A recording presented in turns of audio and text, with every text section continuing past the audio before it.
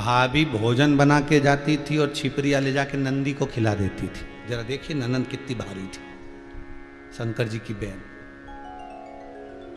कई कई माताएं कहती हैं, भाभियां कहती हैं, बहुएं कहती हैं, हमारी नंदों के कारण हम बड़े परेशान। ये हमारी जीजियां आती है ना, जब आती है जब आग लगा के जाती है। अरे वो जीजी तो सही थी, शंकर जी की जीजी देख ले पहले। पार्वती जी की ननंद को देखो तो सही। पार्वती जी भोजन बना के रखती, आकड़िया की रोटी बनाई, काकड़िया की साग, पर से माता पार्वती जी पावे भोलानाथ मन शिव रटोरे, छोड़ दो कपट मन शिव रटोरे। और पार्वती जी भोजन बना के जाए, इतनी सारी रोटी बना के जाए, और आए छिपरिया और रोटी को कपड़े में छुपा के ले जाके नंदी को, श्रृंगी को, भृंगी को सबको खिला दे। लो खा। अब नंदी भृंगी श्रृंगी बड़े खुश, बड़े खुश, क्योंकि जो रोटी खिलाता है ना, जो घर में भी देवरानी जेठानी होती है ना, 2-3 देवरानी जेठानी हो, 2-4 और 2-4 देवरानी जेठानी हो, तो उसमें जो 2-4 देवरानी जेठानी होती है, तो एक तो बेचारी ऐसी रहती है, वो बनाने में लगी रहती है, वो बनाने में लगी रहती है, बहुत समय उसका बनाने में जाता है। और एक ऐसी होती है कि बढ़िया बिंदी बिंदी लगा के, पल्लू वल्लू लगा के, जुड़ा मुड़ा बांध के जो आई और भगोनी उठाई, खाने का सामान उठाया और ससुर को, सास को और देवर को, जेठ को, सबको परोस परोस के, और लो ना साहब, और लो ना साहब, और इतनी प्रसन्न चित्त में खिलाती है।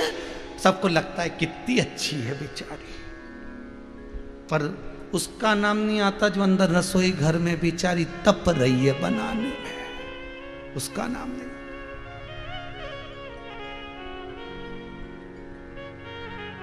जो अंदर रसोई घर में बना रही है, तप रही है, भोजन बना रही है, उसका नाम नहीं है, नाम इसका जो परोसा जा रहा। तो छिपरिया आती और भोजन ले जाके नंदी भृंगी श्रृंगी को जब खिलाती, तो नंदी भृंगी श्रृंगी इतने खुश होते, जय जयकार करते, छिपरिया माता की जय, छिपरिया माता की जय। और ये जो जय घोष करते, तो ये जय घोष जब पार्वती के कानों में जाता, पार्वती जी समझ जाती, रोटी दी आई सारी की सारी।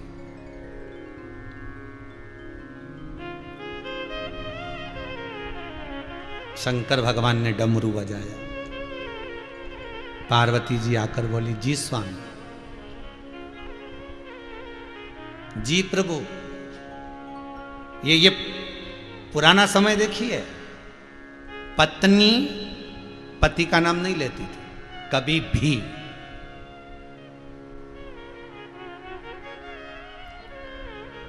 इंदौर में एक बार कथा करने गए थे, बहुत पहले की बात है, बहुत पहले की बात। तो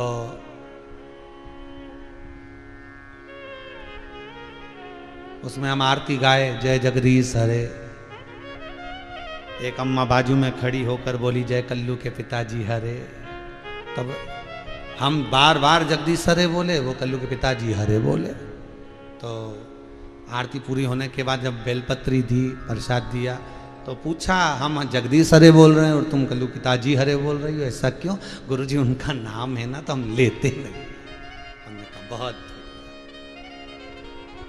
कितनी कितनी मर्यादा होता है। एक बार एक नगर पालिका, नगर निगम वाले सर्वे करने आए, 4-5 लोग सर्वे करने निकले, जगह जगह पे सर्वे कर रहे थे। वो बनाते ना वोटिंग कार्ड का सर्वे, तो सर्वे करा, हर कभी सर्वे करने आते हैं वो, तो जब उनको परमिशन मिले, जब सर्वे, तो सर्वे करने आए। यहाँ भी पहुँच गए, एक जगह गए तो आवाज़ लगाया तो पत्नी निकल कर बाहर आई, क्या नाम है तुम्हारा? गीता बाई। अच्छा। बच्चों का नाम? राम किशन, हरि किशन। अच्छा। पति का नाम? और जैसे ही बोले पति का नाम, तुम चुप। तो सर्वे वालों ने पूछा, तुम्हारे पति का नाम क्या है, बोलो ना। तो कि हम हमारे पति का नाम लें? हम नहीं लेते हमारे पति का नाम। तो तुम्हारे पति का नाम लेने के लिए हम अलग से आएंगे सर्वे करने? जल्दी बोलो पति का नाम क्या? हम नहीं लेते। घर में कोई बच्चा है, सब स्कूल गए, पति कहाँ गया? काम पर गया, तो पति का नाम बोलो। हम नहीं ले सकते पति का नाम, हम नहीं लेते, उनकी उम्र घटती है, सिर पे पल्लू वल्लू लेके। और बोले तो इतने में पत्नी बोली, हम तुमको कुछ ऐसा आइडिया से बताएंगे, तुम समझ जाओगे कि हमारे पति का नाम क्या। हाँ बताओ। तो क्या 3 गंजी और 3 गंजी कितनी हो गई बोल। तो इतने में सर्वे करने वाले बोले 6 गंजी। बस हमारे पति का नाम, अच्छा तुम्हारे पति का नाम छगंजी है? बस छगंजी, बस पति का नाम है। तो 3 गंजी और 3 गंजी तो हो गए 6 गंजी। अब 6 सर्वे वाले चलते, नाम नहीं लेते, पति का नाम मौन कर दिया, पति के नाम को लिया। तो यहाँ माता पार्वती भी भगवान जैसी डमरू खड़काया और डमरू खड़काते से पार्वती जी पहुंच गए और पहुंचते से पूछा, बोलो स्वामी क्या बात है। भोलेनाथ जी बोले आज भोजन लेट हो गया, क्या बात है। तो पार्वती जी ने मुख से ये नहीं कहा कि छिपरिया ने ले जाके नंदी भृंगी श्रृंगी को दे दिया, भोजन कहाँ गया। तो तुरंत पार्वती जी बोली भोजन थोड़ा कम बना था और वो सब नंदी भृंगी श्रृंगी को भूख लगी होगी, तो जीजी ने मांगा होगा जीजी से, तो दीदी ने उनको करा दिया, जल्दी भोजन लाओ। फिर पार्वती जी भोजन बनाकर फिर शिव जी के पास।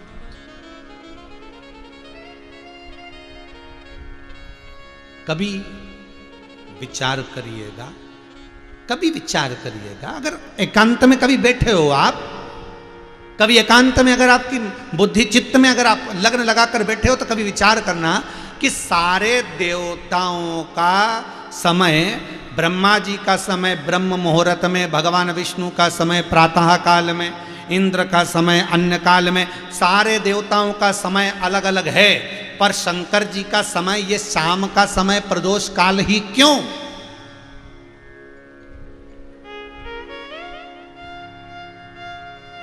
शिव जी का समय ये प्रदोष काल ही क्यों।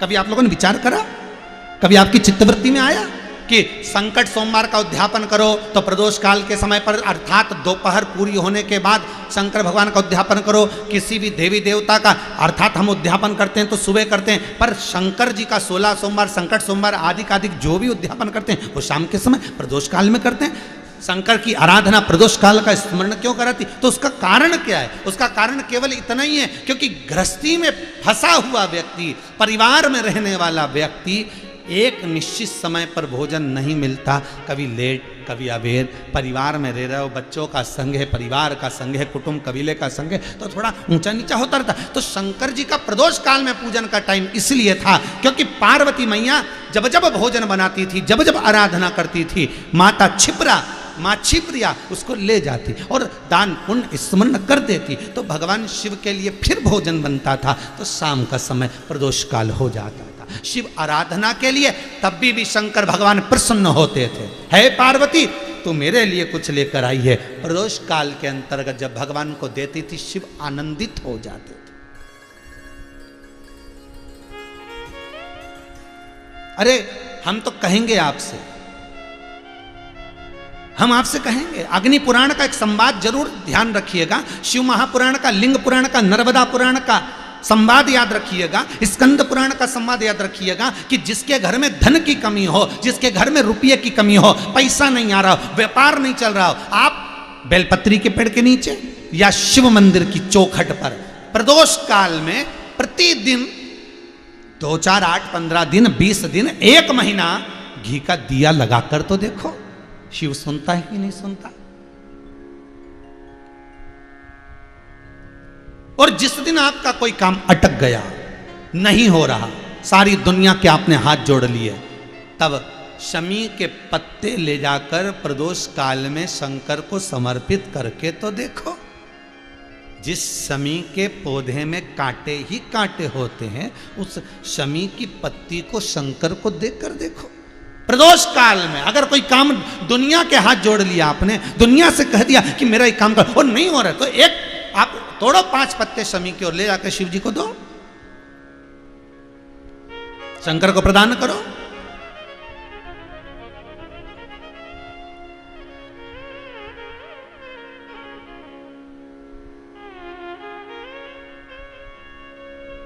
प्रियता है, हमको लगता है। देवऋषि नारद ने दिखाई बहुत सारी बातें, देवऋषि नारद ने कही, पर पार्वती की चित्तवृत्ति में तो वो जो समाया था वही समाया, क्योंकि पार्वती कभी गलत देखती ही नहीं थी। पार्वती का तो एक ही नियम था, हर एक में खूबी देखना, हर एक में अच्छा ही देखना। पार्वती कभी बुरा सोचती नहीं थी।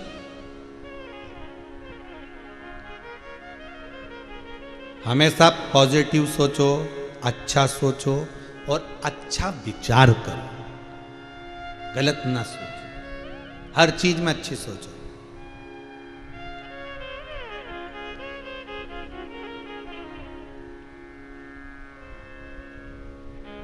एक इंदौर के भगत हैं, शिष्य भी हैं, तो उन्होंने ये आश्रम से जुड़े हुए हैं, गौशाला से, तो उन्होंने प्रश्न कर कर भेजा, गुरुदेव हमारे एक रिश्तेदार हनुमान चालीसा का पाठ कर रहे थे पीपल के पेड़ के नीचे, उनकी हनुमान चालीसा की किताब को गाय खा गई, तो कैसा होता है? सब लोग डरा रहे हैं, कोई कह रहा है हनुमान जी रुष्ट हो गए, ऐसा हो गया वैसा हो गया। तो हमने उसको कहा कि भाई अगर हनुमान चालीसा की किताब को गाय खा गई तो गाय भी समझदार होगी और उसको मालूम होगा कि ये फटी टूटी कटी फटी किताब से बहुत दिन से पाठ कर रही थी, तो गौ माता ने विचार करा ये नई नहीं लाएगी, 10 रुपये नाश नहीं करेगी, क्योंकि जब तक ये पूरी गल नहीं जाए, फट नहीं जाए, घूम नहीं जाए, तब तक नहीं लाएगी। इसलिए इसको मैं, ये पत्नियां जो होती हैं ना, इनमें अक्ल बहुत अच्छी होती, समझदारी। क्या पति जिस कपड़े को बार बार पहनता जाता और वो 25 बार बोलती देखो बदल लो, अभी बुरी लगने लगी, देखो बदल लो, मैं तुमसे करें बुरी लगने लगी, ये बनियान तुम्हारी 4 जगह से फट गई, मैं तुमसे 25 बार बोलती बदल, और एक दिन पति नहीं बदले नहीं तो ये बहुत चतुर है, उसी बनियान से पोछा लगा दे, ले अब पहन ले।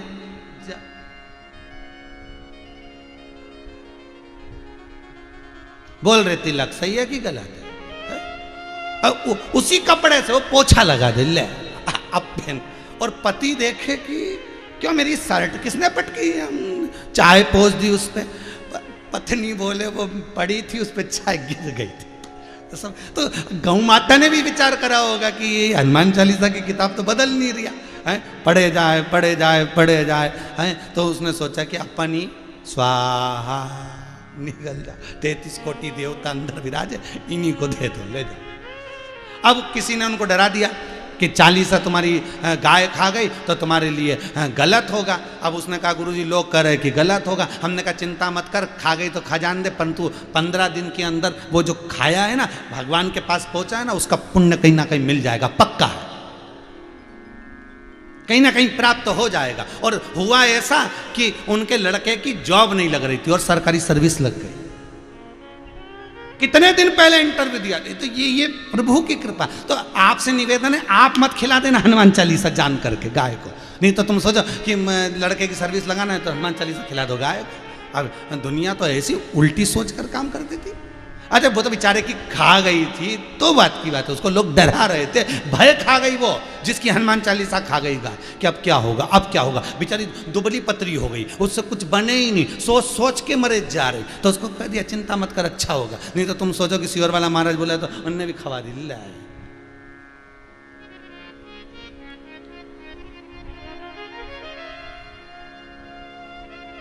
देखा देखी में तो बहुत काम बिगड़ता है लोगों का, क्या है उन्होंने सोचा कि बोला है तो हो जाता है।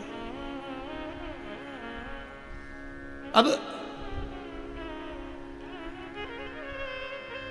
मां जगत जननी पार्वती की बुद्धि विवेक से वो अच्छा ढूंढ रही है, अच्छा।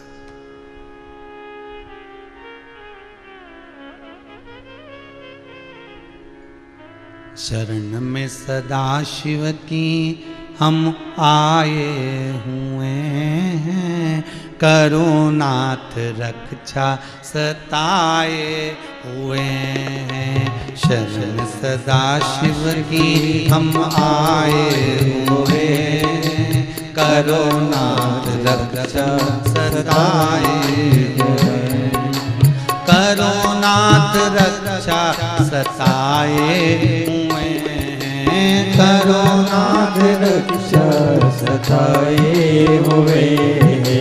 करुणाथ रक्षा सताए हुए हैं, करुणाथ रक्षा सताए हुए हैं। ओ सदा शिव की हम आए हुए हैं, करुणाथ रक्षा सताए हुए हैं।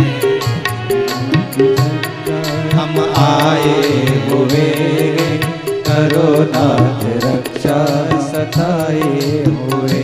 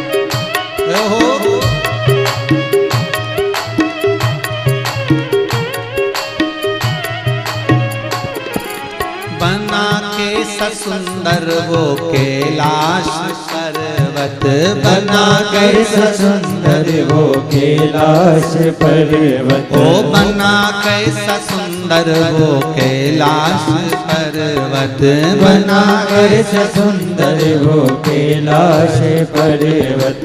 जहाँ आप धूनी रमाए हुए हैं, करोनाथ रक्षा सताए हुए हैं। जहाँ आप धूनी रमाए हुए हैं, करोनाथ रक्षा सताए हुए।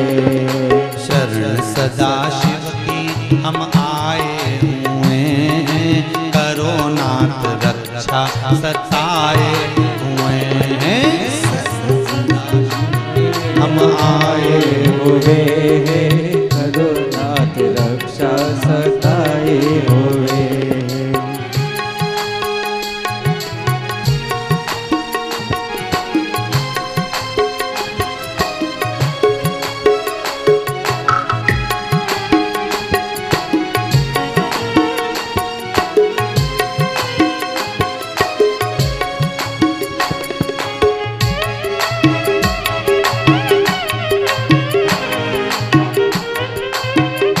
हर भोले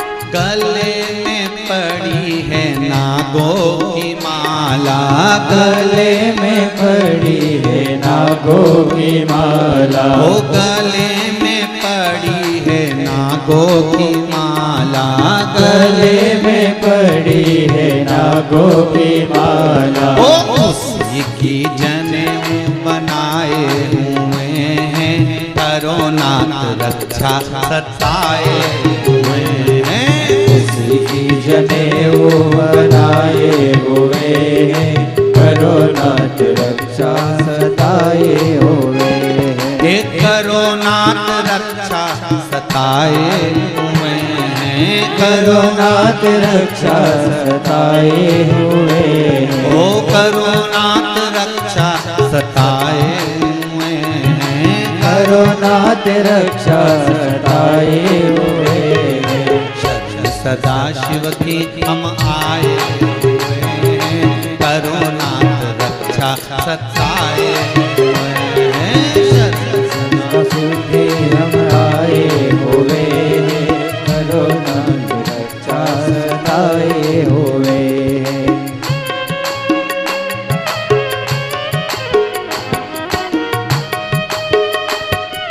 हरि बोल।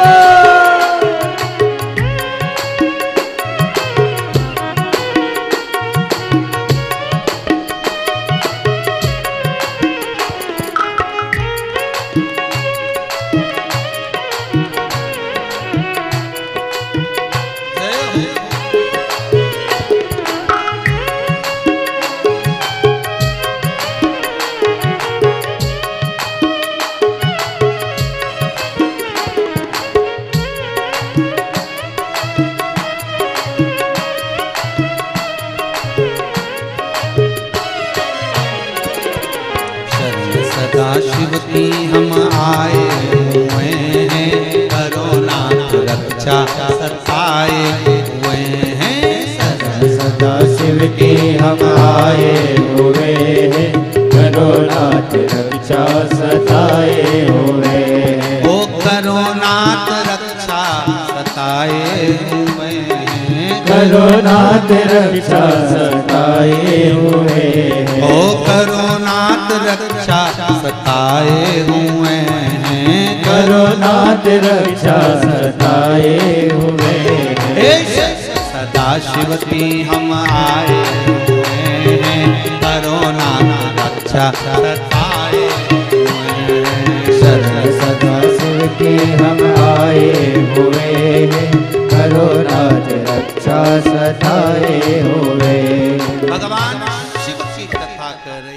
पार्वती मैया ने चित्त वृत्ति में शिव को बिठा लिया। अपनी बुद्धि, अपने विवेक में शंकर आ गए।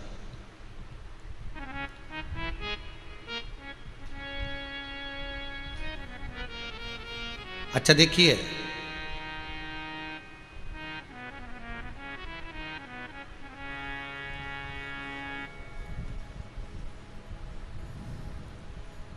कहीं कोई लोग ने मैसेज निकाला था, शायद वो हमने पढ़ा, आपने भी पढ़ा होगा, कि पितरों की पूजन करो तो प्रेत की योनि मिलती है। ऐसा किसी ने लिख दिया था एक मैसेज में। देवता की करो तो देवलोक की योनि मिलती है। पर शिव महापुराण की कथा कहती है, गर्ग संहिता कहती है, गरुण पुराण कहती है, लिंग पुराण कहती है, अग्नि पुराण में भी वर्णन आता है, पद्म पुराण भी कहती है कि संसार का मनुष्य जितना सत्कर्म करता है, दान करता है, पुण्य करता है, भजन करता है, कथा सत्संग श्रवण करता है, ये उसके पितरों का एक अंश का पुण्य उसके खाते में रहता है। इसलिए वो भगवत स्मरण दान पुण्य कर पाता है। अब इसमें प्रेत योनि का कौन सा भाव आ गया? पितरों की कन्या मैना, धन्या और कला, ये पितरों की 3 बेटियां हैं। सनकादि ऋषियों के पाँव में चोट लग गई थी इनके वस्त्र से, इसलिए इनके वस्त्र की चोट लगते से ही उसी समय पर मैना, धन्या, कला को श्राप दे दिया था कि तुम पितृलोक को छोड़कर मृत्युलोक में जाओगी। जब ये रोई, बिलखी, निवेदन करा, बार बार चरण पकड़ लिए, बार बार चरण। कितना सुंदर कहा है मैना, धन्या, कला ने सनकादि ऋषियों के चरण। मान लो अगर देवता रूठ जाए, मान लो माता पिता रूठ जाए, मान लो पितृ रूठ जाए, मान लो कुल देवी देवता रूठ जाए, तो शिव महापुराण की कथा कहती है कि चरण पकड़ लो, और एक बार नहीं बारंबार पकड़ लो, बार बार उन चरणों का स्मरण करिए।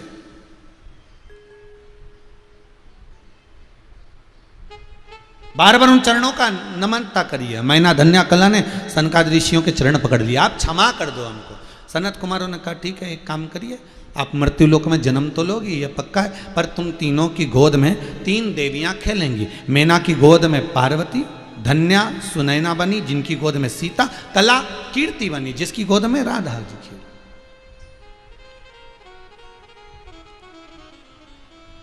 अगर जिंदगी में थोड़ा सा दुख आ गया, मान लो आ गया, और दुख तो दुख है। देखो ये जितना मनुष्य को कर्म का दंड भोगना पड़ता है ना, ये केवल यहीं का नहीं। जब पूर्व में जब मरने के बाद जब ऊपर जाकर खूब भोग लिए, तो कि ऊपर अच्छे से भोग लिए तो फिर नीचे काय को दिया, तो ऐसा नहीं है। टेबलेट धीरे धीरे ही समाप्त होती है। कोई दवाई अगर चालू होती है तो ये एकदम डॉक्टर बन नहीं करता। देखो ये 8 दवाई है, समय पर खाना पड़ेगी, सुबह ये 2, शाम के ये, और दिन में ये वाली, और इसके साथ ये भूख लगने की, और इसके साथ में ये विटामिन की, ठीक है, और इसके साथ में ये गैस नहीं बने उसकी, ठीक है, ये दवाई तुम्हें खाना। अब 8 दवाई से ट्रीटमेंट चालू हुआ, और धीरे धीरे धीरे धीरे धीरे धीरे एक दवाई ले गई, मात्र 1 गोली, ये रोज खाना है। बीपी ऊंचा नीचा हो, शुगर ऊंची नीची हो, तो 1 गोली तुम्हें खाना, मतलब दवाई उसने लिख दी। अब वो 1 गोली चलती जा रही, चलती जा रही, तो डॉक्टर ने पूछा, मरीज ने पूछा, ये गोली कभी खत्म होगी कि नहीं होगी, समाप्त होगी कि नहीं होगी, इसको कभी छोड़े कि नहीं छोड़े? तो डॉक्टर ने कहा जिंदगी जीना है तो 1 गोली तो खाना पड़ेगा। तो ऊपर जब मनुष्य ऊपर जाने के बाद भुगत रहा था अपने कर्मों के दंड को, बार बार भोग रहा था, 94 तरह के अन्य नरकों में भुगतता रहा, चीखता रहा, चिल्लाता रहा, भगवान के आगे हाथ जोड़ता रहा। भगवान ने कहा देख, दवाई तो खाना पड़ेगी। आखिरी में बोला ये दवाई कम कर दो, तो भगवान बोला एक गोली तो खाना पड़ेगी, तो कि खा लूंगा, बस फिर जन्म दे दो, और मृत्यु लोक में भेज दिया। और एक गोली सबको दी है, वो है दुख की गोली, जो कभी कभी तुम परमात्मा को भूल जाते हो। परमात्मा को भूलना मतलब ब्लड प्रेशर ऊंचा नीचा होना, तो वो ब्लड प्रेशर की गोली खाओ। अर्थात जैसे ही तुम परमात्मा को भूले तो दुख की गोली तुम्हारे पास में आई, और आते से तुमने जैसी गोली खाई ब्लड प्रेशर लेवल में आया। एक दुख की गोली तो मिलती ही है। तो कहा ये गोली सबके लिए होती है क्या? दुख सबके लिए आता है? बिल्कुल। जगत जननी जगदम्बा माता भवानी कलकत्ता वाली काली से रामकृष्ण परमहंस जी बात करते थे महाराज। सुनिए कि नहीं सुनी कथा? रामकृष्ण परमहंस जी उस जगदम्बा महारानी से बात करते थे, तो भी कैंसर जैसी बीमारी हो गई थी। तो रामकृष्ण परमहंस जिस माँ से बात करते थे तो शरीर में तो फिर रोग आना ही नहीं चाहिए था। तो स्वामी विवेकानंद जी के गुरु थे रामकृष्ण परमहंस जी। तो स्वामी विवेकानंद जी ने पूछा, स्वामी विवेकानंद जी ने पूछा, गुरुदेव आप जगदम्बा से क्यों नहीं कहते कि आपका ये रोग समाप्त हो जाए, इतनी बड़ी बीमारी हो गई है। रामकृष्ण परमहंस जी कहते हैं संसार में जन्म लिया है तो इस शरीर को अगर भगवान ने दिया है तो एक टेबलेट दुख की जरूर देकर भेजा है, वो भोगना पड़ेगा। आज नहीं भोगे तो कल भोगना, कल नहीं भोगे तो आने वाले समय। तो फिर कहा रामकृष्ण परमहंस जी से कहा तो ये दुख कटेगा नहीं। तो संत रामकृष्ण परमहंस जी स्वामी विवेकानंद को कहते हैं दुख प्रत्येक मनुष्य के भाग्य में थोड़ा ना थोड़ा लिखा होता है। ज्ञानी उसको ज्ञान के माध्यम से, तप साधना से, भजन पूजन से, स्मरण से, कीर्तन से उस दुख को काटता रहता है, और अज्ञानी उस दुख को रो रो के काटता रहता है। जब देखो जब रोता ही मिलेगा, 50 बार मिलो रोता ही मिलेगा। तो कोई जो अज्ञानी है वो रो रो के दुख को काटता है, और ज्ञानी भजन कर कर के दुख को काट देता है। नामदेव जी महाराज के भी दुख लिखा था, संत तुकाराम जी के भी दुख लिखा था, मीराबाई के तो जहर का प्याला दुख लिखा था। कितना दुख संसार में, ऐसा कोई मनुष्य पृथ्वी पर नहीं जन्मा जिसके दुख ना लिखा हो। प्रहलाद के भी दुख लिखा, ध्रुव जी के भी दुख लिखा, मीराबाई के दुख लिखा। संसार का जो मनुष्य पृथ्वी पर जन्मेगा, चाहे परमात्मा को भी पृथ्वी पर राम और कृष्ण बनकर जन्म लेना पड़ेगा तो दुख झेलना पड़ेगा। दुख तो भाग्य में लिखा, क्योंकि मनुष्य का शरीर मिला है तो दुख रूपी टेबलेट तुम्हारे साथ में जेब में रखकर दे दी गई कि सफर करोगे तो भी टेबलेट खाना, घर में रहोगे तो भी ये दुख रूपी टेबलेट। भगवान राम, अगर राम मेरा परमात्मा राम बनकर अगर प्रकटे हैं तो भी उनको दुख झेलना पड़ा। सीता का परित्याग हुआ, माता सीता को वन जाना पड़ा, स्वयं को वन जाना पड़ा, सीता जी का हरण होना पड़ा। भगवान कृष्ण को भी अगर मृत्यु लोक में मानव का शरीर लेना पड़ा तो उनको भी दुख झेलना पड़ा। घर छोड़ा, जेल में जन्म हुआ, वहां से माता पिता छूटे तो दोस्त छूटे, दोस्त छूटे, समय आने के बाद नगर छूटा, घर छूटा, परिवार छूटा, जिनने पाला वो छूटा। छोड़ते छोड़ते द्वारका गए तो वहां पर जाकर द्वारका भी छोड़ना पड़ी। मनुष्य की देह मिली है तो दुख तो कोई भी है, अगर पृथ्वी पर जन्म लिया है तो दुख रूपी टेबलेट, जैसे ब्लड प्रेशर की टेबलेट होती है, शुगर की दवाई होती है, लोग उसको कभी नहीं छोड़ते, लेके ही चलते हैं, चाहे कहीं पर भी जाए उसको खाना जरूरी होता है। उसी तरह ये दुख टेबलेट, ये दुख रूपी टेबलेट ऊपर से जब जन्मे, माता के गर्भ से जब तुम्हारा जन्म हुआ, ये टेबलेट तुम्हारी जेब में डाल के भेजा गया, तुम्हारे अंतर्गत इस टेबलेट को दिया गया कि दुख तो भोगना पड़ेगा, आज नहीं तो कल, कल नहीं तो परसों। बस इतना याद रखना, भजन करते करते दुख भोगोगे, स्मरण करते करते भोगोगे तो मालूम नहीं पड़ेगा। जैसे कोरोना महामारी दरवाजे के बाहर भी खड़ी है, हर जगह पर खड़ी है, बस तुम भजन करते जा रहे हो तो वो तुम्हारे सम्मुख में नहीं आ पा रहे, तुम्हारे सामने वो प्रस्तुत नहीं हो पा रहे। इसलिए दुख तो हर एक के भाग्य में लिखा।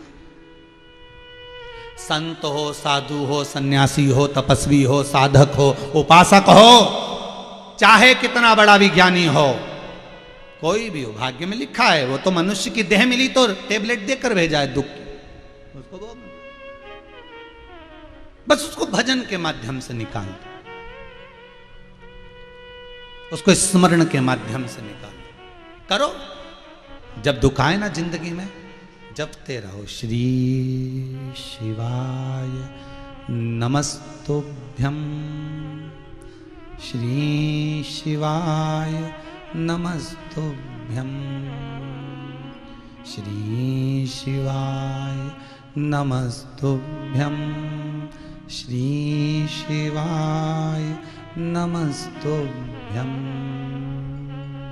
श्री शिवाय नमस्तुभ्यम, श्री शिवाय नमस्तुभ्यम, श्री शिवाय नमस्तुभ्यम, श्री शिवाय नमस्तुभ्यम, श्री शिवाय नमस्तुभ्यम, श्री शिवाय नमस्तुभ्यम।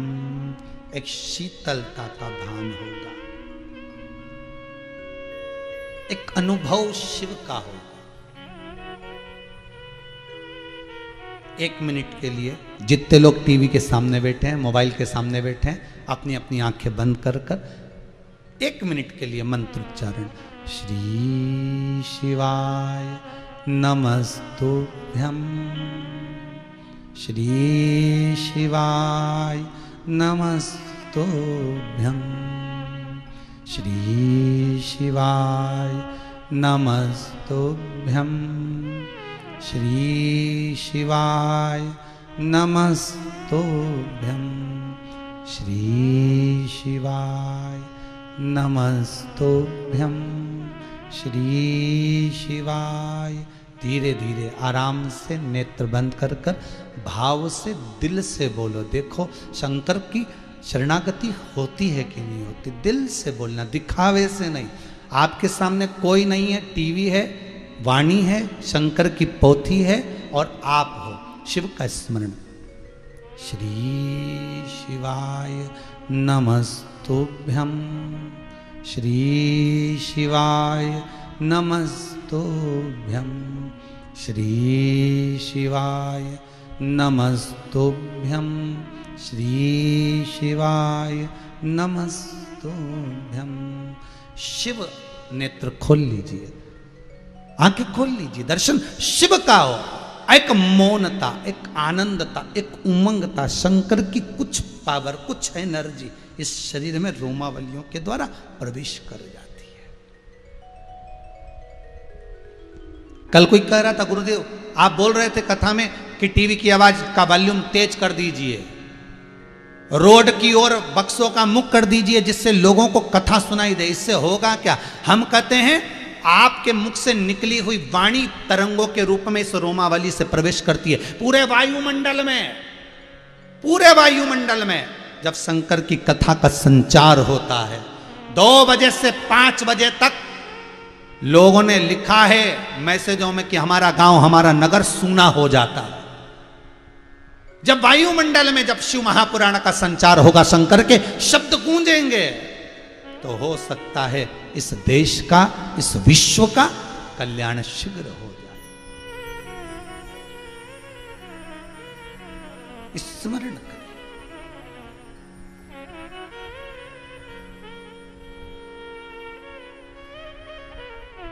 महाराज मैना धन्या कला, तीनों के घर में देवियां पर होता है। दुख आया है तो सुख भी आएगा। अगर भगवान ने एक टेबलेट दी है तुमको दुख